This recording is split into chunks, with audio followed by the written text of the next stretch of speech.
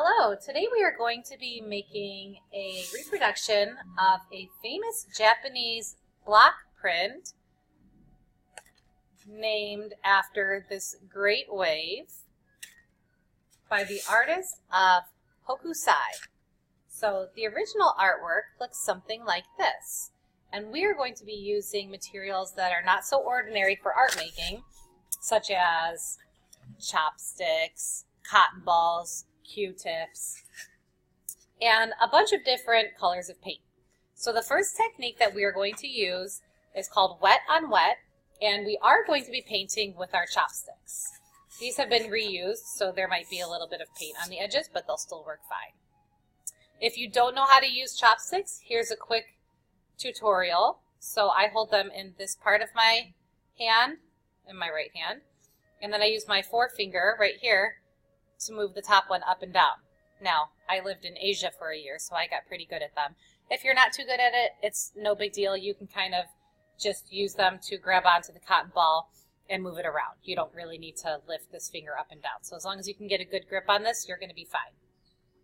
So you each have a small cup of water, so all you're going to do is dip the cotton ball in water, and I'm going to wet the top 2/3 of my paper.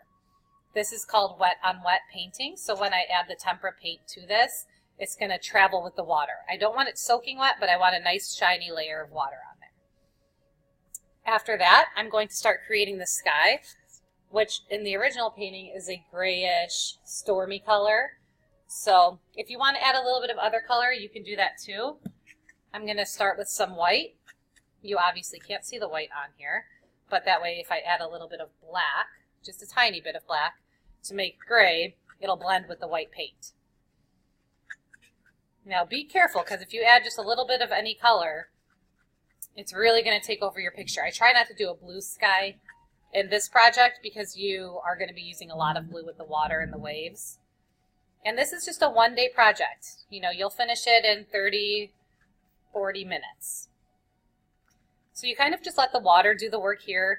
If you want to add a tiny bit of another color, I did notice that there was some of a yellowish tint in the sky. So maybe I'll add some of this brown color, make it a nice stormy sky.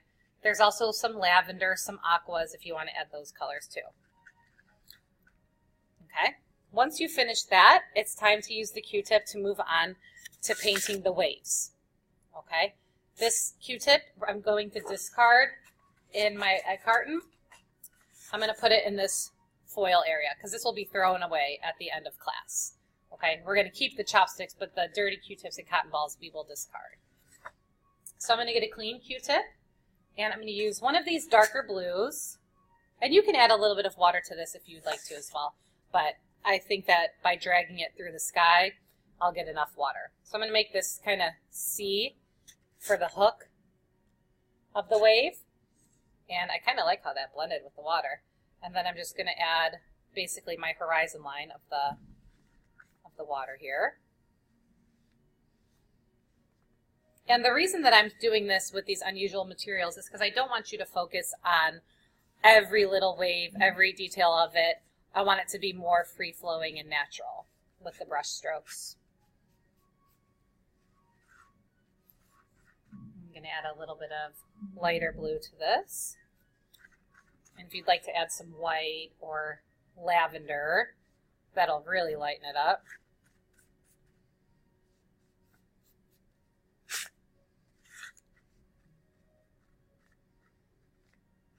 And I'm going to try and make a second little wave in here.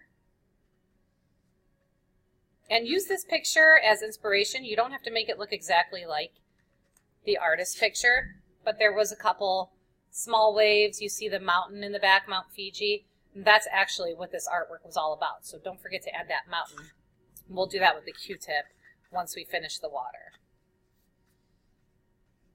All right. I think that's pretty good for my waves.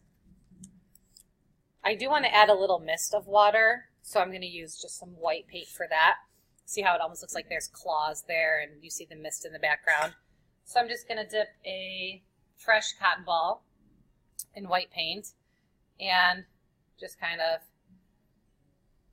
I'm going to do that on the tops of the waves. just to show a little bit of depth.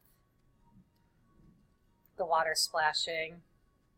And this might not look exactly how you want it, and you can leave it or you can keep working and then come back to it if you have time.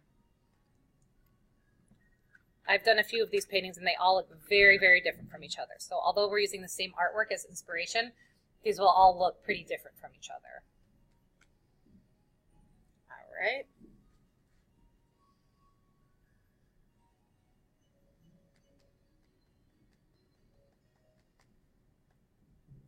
I'm going to discard this cotton ball. And lastly, I'm going to be using Q-tips to add the mountain in the background and also a couple of these boats. So I have a nice brown color that I can use for the boats, and you can add a little highlight or shadow using black and white. So I'll make maybe one boat coming out of this wave right here. Just kind of drawing with a Q-tip. And maybe one over here, going off the page. Don't need to do any crazy detail, but I do add a little bit of highlights to them just to show depth. And then lastly, I'm going to add the mountain in the background. So you can see that it has a white cap for the snow and the mountain's blue. I might do it a little bit different of a color just so that it stands out. I do have this greenish color, which doesn't look very realistic for a mountain, so maybe I'll add a little bit of blue to that. Just have trouble doing all of the water blue and the mountain blue. And dip it in a little bit of white for the top, for the snow. And then if you want to add this any more mist with a little bit of white with the Q-tip, you can do that. All right, so like I said, this is one class period. You guys are going to throw away all of the used cotton balls and Q-tips. These we're going to save for the next class, so take them and just put them right back in here. If they're really filthy, you can use a paper towel to wipe the edges off, but we're going to keep these just like that so that they're nice and organized. And then if all of your dirty materials are in the foil, then you can just take this foil out and roll it up and throw it in the trash. And you're all finished.